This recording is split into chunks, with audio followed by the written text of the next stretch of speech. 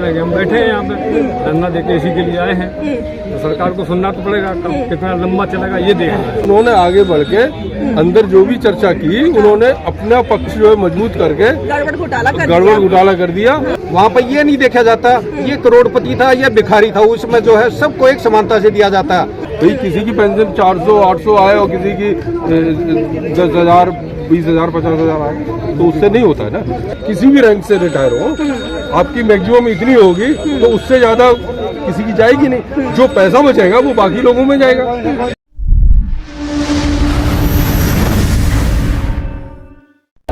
देश के पूर्व सैनिक जगह जगह पर पूरे ऑल ओवर इंडिया में अपनी नामों को लेकर खड़े हुए हैं। यहाँ मेरे कुछ और सैनिक हाथरस के वहाँ से आए हुए हैं। अब इनका भी क्या कहना है, ये क्या सोचते हैं, इन तीनों को जो भेदभाव जिस तरीके से हो रहा है अफसर और इनके साथ, क्या सोचते हैं, जिससे मैं इनसे बात करना चाहूंगी। क्या आप हाथरस से आए, वहाँ से आए हैं, तो क्या सोचते हैं इनको लेकर के?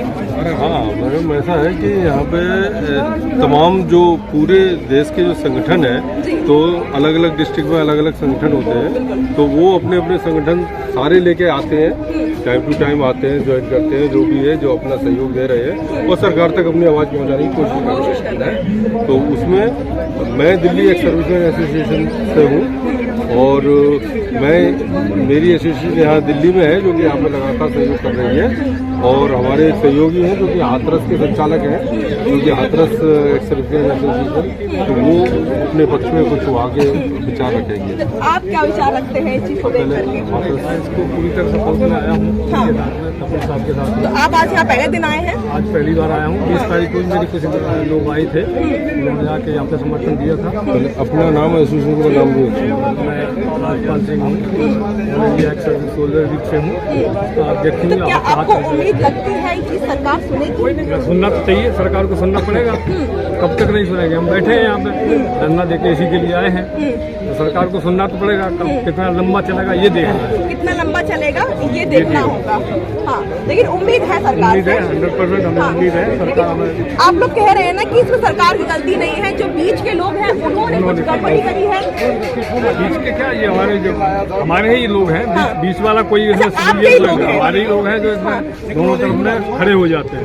उधर भी खड़े हो गए, इधर भी खड़े हो गए। ये गलत है। आप क्या कह रहे हैं? एक साइड वो ऐसा हुआ था कि जैसे जब भी कोई एक फॉर्मेशन की गई थी, तो जब सारा एक ग्रुप था और सरकार ने बुलाया, सरकार ने अपनी तरफ से बात शुरू की और उसने करने की कोशिश की।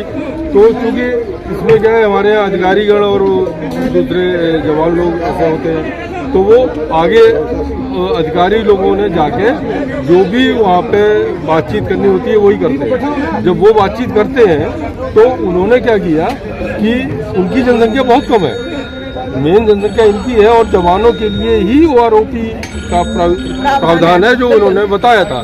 लेकिन उन्होंने क्या किया कि उन्होंने आगे बढ़ के अंदर जो भी चर्चा की, उन्होंने अपना पक्ष जो है मजबूत करके गड़बड़ घोटाला कर दिया। हम लोगों के लिए नाम के लिए कहते हैं ना, एक थोड़ा सा टुकड़ा अपना वो दे दिया और मेन मुख्य जो है, मुख्य सारे फायदे उन्होंने उठा लिए। अब होता क्या है कि जवान की समस्या ये होती है कि उसकी सैलरी भी कम होती है। अब जब सैलरी कम है तो उसके पैसे भी कम होंगे, पेंशन सैलरी के ऊपर बनती है, तो वो भी कम बनी। प्लस उसमें उन्होंने ज़्यादा बड़ा पार्ट उन्होंने ले लिया, तो बाकी छोटे पार्ट में सारे लोग हो गए, तो एक तरह ना के बराबर इफेक्ट हुआ। तो अब जवान लोग चाहते हैं जिनको सैलरी कम है, सहयोग की उनको जरूरत है। दूसरी चीज़ है, जो मतलब कम उम्र में जो रिटायर हो जाते हैं, उनके सामने पूरी जिंदगी होती है, उनकी परिवार होता है, उनके बच्चे होते हैं, तो ये सब चीज़ें देखते हुए वो मतलब हम लोग इसमें सहयोग कर रहे हैं। अब वो सब जगह अलग अलग जगह से लोग आए हैं, पंजाब के लोग हैं, दिल्ली एक्स सर्विसमैन एसोसिएशन से, हाथरस से और बाकी सब भाई लोग आए हुए हैं ना। सरकार के बारे में कुछ कह रहे थे आप? हमको सरकार से इतनी ज़्यादा प्रॉब्लम नहीं है, प्रॉब्लम है हमको अपने अधिकारियों से। हमको संख्या बल हमारा दिखा के हमारे अधिकारियों ने हमको लूटा है। यहाँ लिखा रहता था एक जवान 35 से 37 साल में रिटायर हो जाता है। यहाँ कभी नहीं लिखा उन्होंने, ना कभी बताया कि एक ऑफिसर 56 से 60 साल तक नौकरी करता है, आने के बाद में उसको 100% रोजगार मिलता है। फिर DGR से जितने भी security agency, petrol pump, gas agency वो मिलती है। मैं आपको उदाहरण दूंगा, एक शौर्य चक्र विजेता, यदि सैनिक इतनी अच्छी उसकी पेंशन होती कि शौर्य चक्र विजेता सिक्योरिटी गार्ड की नौकरी करता है, तो इन्होंने हमारे को दिखाया ये अफसर 3% और 97% जेशो जवान है। ये पिछले OROP 1 में भी 70% बजट को 3% ले गए, और अभी भी जो गवर्नमेंट ने 23 तो OROP में तो आप लोग मेरे ख्याल संतुष्ट है ना? दिक्कत तो OROP 2 में आई है ना? नहीं, OROP 1 में भी दिक्कत, OROP 1 से इन्होंने हमारा स्टैंडर्ड ऐसे कर दिया, एक ऑफिसर की बढ़ोतरी 20,000 रुपए, एक सूबेदार की बढ़ोतरी, जो कि देखो गजेटेड रैंक होता है और उसका गजट राष्ट्रपति साइन करता है, उसकी 298 रुपए की बढ़ोतरी।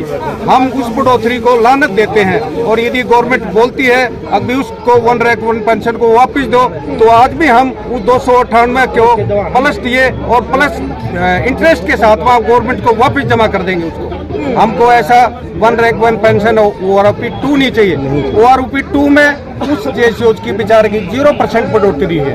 देखिए, आप चाहते हैं सरकार चाहे तो OROP 2 खत्म कर दे, कोई समस्या नहीं, हमको कोई समस्या नहीं।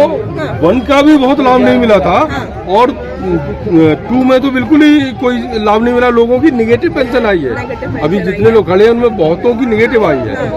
एक्चुअली OROP का उद्देश्य क्या है? सबसे पहली बात तो ये आती है कि अब आप ये बताइए, जो 10 साल पहले जो निकले हैं नौकरी से, या 20 साल पहले निकले, उस टाइम सैलरी क्या होती थी? किसी की 4,000, किसी की 8,000, ये सैलरी आज की तरह 50-60 हज़ार नहीं होती थी। अब आज जो निकल रहा है और जो पेंशन बनती है वो सैलरी के ऊपर बनती है। अब आज जो बन रही है, तो जो भी फॉर्मूला है उस फॉर्मूले से आज के आप सैलरी पे अगर पेंशन बनाएंगे, तो जो पेंशन बनेगी, और आप 4,000, 8,000, 10,000 रुपये बनाएंगे तो वो बहुत कम बनेगी। तो ये OROP का उद्देश्य ये था कि जो भी है एक रैंक पे जो भी रिटायर होते हैं उन सबको बराबर पेंशन मिलनी चाहिए। अब वो वही था, प्रधानमंत्री मोदी ने जब 2014-15 में जो हुई थी 13, तो उसमें उन्होंने एग्री किया था, और बात सही है भाई, किसी की पेंशन 400-800 आए और किसी की 10,000, 20,000, 50,000 आए, तो उससे नहीं होता है ना। क्या कहना है मोदी सरकार से, आप क्या कहना चाहेंगे? मोदी सरकार से हम ये कहना चाहेंगे कि ये बोलते हैं है ना, ये भारत कृषि प्रधान देश है, भारत कुर्सी प्रधान देश है। यदि कैसे कुर्सी प्रधान देश, यदि उसकी है ना, हम वोट की चोट से उसकी कुर्सी की टांग को टेढ़ी कर देंगे जब उसको पता चलेगा। तो इसलिए मोदी सरकार से हम निवेदन भी करना चाहते हैं, हम हमारे दिल में आज भी गवर्नमेंट के प्रति सॉफ्ट कॉर्नर है। हम नहीं चाहते अभी देश का प्रधानमंत्री बदली हो, पर यदि हम यहाँ भिखारी नहीं है, हम अपना हक मांगने के लिए यहाँ खड़े हुए हैं। हम समानता चाहते हैं। एक अफसर को तो 1 लाख रुपए पेंशन कहना और है ना, और एक जवान की विधवा को 10,000 पेंशन। उसी अफसर की विधवा को, अफसर को भी आलू प्याज वैसी बाजार से खरीदना पड़ता है, और उस नीचे वाले रैंक को भी आलू प्याज उसी रैंक से, उसी बाजार से और उसी रेट से खरीदना पड़ता है। तो यदि उनके लिए अलग अलग रेट हो तो हम मान सकते हैं अभी अफसर को अलग रेट से मिलता है, और डिसेबिलिटी पेंशन का 1 मिनट, डिसेबिलिटी पेंशन का कोई भी देश में दुर्घटना हो जाती है भाई, कहीं बस पलट गई, मुख्यमंत्री कोष से 3 लाख रुपए, जिसकी मृत्यु होगी 3 लाख रुपए दिए जाते हैं, 4 लाख रुपए। वहाँ पर ये नहीं देखा जाता ये करोड़पति था या भिखारी था, उसमें जो है सबको एक समानता से दिया जाता है। और डिसेबिलिटी में हमारे साथ में एक जवान के साथ में, एक जवान का भी पैर की कीमत, आँख की कीमत। मैं एक बार ट्रेन में सफर कर रहा था, मेरे साथ में 99 है ना 1900 कारगिल युद्ध का एक बेचारा बैटल कैजुअल्टी, एक सरदार जी, उसकी दोनों आंखें चली गई, उसके साथ में 2 जवान। मैं पूछा भाई क्या बात होगी, बोला जी ऐसे माइन लगा हुआ था और मेरी माइन फट गया और मेरी है ना आंखें फट गई, वो खत्म होगी। क्या उसके लिए तो 8,000 रुपए, एक अफसर के लिए इतना क्यों? वो तो शरीर का अंग तो सबका बराबर है, तो इसलिए हम उसमें भी समानता चाहते हैं। और विडोज की पेंशन 30% कर दी जाती है, तो उसकी पेंशन वैसी की वैसी रहनी चाहिए। उसके पास में कितनी जवाबदारी बढ़ जाती है, उसका आदमी उसके सिर का कमाने वाला चलेगा, उसका जो उसकी रखवाली करता था वो चलेगा, और उसकी साथ में पेंशन भी कम हो जाती है। वो बेचारी कैसे काम चलाएगी? क्या वो हमारे अफसरों ने हमारी विडोज को दिखागा 2012 में, हमारी विडोज को दिखागा जब यूपीए की सरकार थी। अब भाई ये देखो कितनी भूखी है, नंगी है, और इनका काम नहीं चल रहा। यो सोनिया गांधी ने हमारी बात सुनी, उन्होंने बोला भाई इनकी पेंशन बढ़ाओ, है ना। बोले बिल्कुल जायज बात है, इनकी पेंशन बढ़नी चाहिए। 2024 में मोदी सरकार नहीं आनी चाहिए, कांग्रेस आनी नहीं, चाहिए। सरकार हमारे हमें राजनीतिक चीजों से ज्यादा मतलब नहीं है। और मोदी जी जहाँ अच्छा काम कर रहे हैं हम लोग सपोर्ट में, हम लोग देश के लिए करते हैं। अगर आज कांग्रेस की सरकार होगी तो ऐसा थोड़ी हम लोग देश को छोड़ के चले जाएंगे। भाई हम लोग तो हम वही काम करेंगे, चाहे कांग्रेस की हो, चाहे बीजेपी की हो, चाहे किसी की हो। हम तो देश के लोग हैं और उसी के लिए। अब ये जो OROP का इशू है, इसका एक ही सॉल्यूशन सबसे बढ़िया है कि कोई एक अच्छी कमेटी बैठाई जाए और इसका जो बेसिक मुख्य मुद्दा है उस पे उसको विचार करते हुए और दोबारा से ये देखा जाए कि भाई जो सबकी OROP 1 रैंक 1 पेंशन वही आए। अच्छा, सरकार के खजाने पे तो लोड पड़ रहा है, लेकिन वो जवानों तक नहीं पहुंच रहा। वो हमारे अधिकारी गण है ना, उनके खाते में चला जा रहा है, और जिनको जरूरत है, जो कम आय का वर्ग है, उसके पास नहीं पहुंच रहा है। तो सरकार तो नुकसान में है। हाँ। ऐसा नहीं सरकार पे लोड नहीं है। हाँ। हम ये कहते हैं कि उनको इतना क्यों। दूसरी चीज है, एक पेंशन है, पेंशन आज वो भी फ्री बैठे हैं अपने परिवार के साथ। हाँ। जवान भी बैठा है, तो उनको भी उतना ही खर्चा लगता है जितना हमें लगता है जीने के लिए। तो उसके लिए एक कैपिंग कर दी जाए। कोई जरूरी नहीं है 1 लाख 2 लाख 3 लाख पेंशन हो, आप 50,000 60,000 पे एक कैपिंग लगा दो कि आप सबसे ज्यादा इतनी पेंशन होगी।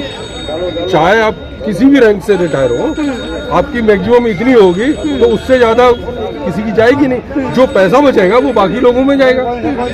तो अब जो है वो OROP 2 के लिए यहाँ पे देश के जवान पूर्व सैनिक जो है, अब जो है वह ये पूर्व सैनिक बोल रहे हैं कि गठन कर देना चाहिए, एक नई कमेटी बिठानी चाहिए जिसमें इन लोग का बातें भी रखनी चाहिए, जो ये कहना चाह रहे हैं कि जो इतना बड़ा कर्जा गड़बड़ घोटाला जो बीच में चल जाता है ना, उसे खत्म हो जाना चाहिए। तो फिलहाल इतना ही देना।